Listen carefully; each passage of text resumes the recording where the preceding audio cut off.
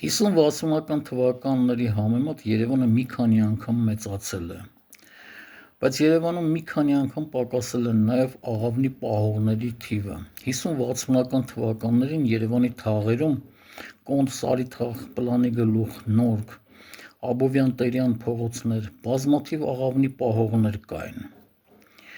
Լինում էին վեճեր, կային բավականին թանկ աղավնիներ, մեկը մյուսի աղավնին էր իջեցնում իր բակը և սկսվում էին բազմաթիվ մենամարտեր աղավնի պահողների միջև։ Իդեպ աղավնի պահողների մեջ կային տարբեր խավի մարդիկ, սկսած հանցագործ աշխարհից մինչև բժիշկներ։ Երևանի ամենանշանավոր աղավնի պահողներից մեկը Միտուշը նաև ամենանշանավոր ատամնաբուժներից մեկն էր 60-ական թվականներին։ Բնակվում էր Աբովյան փողոցի վրա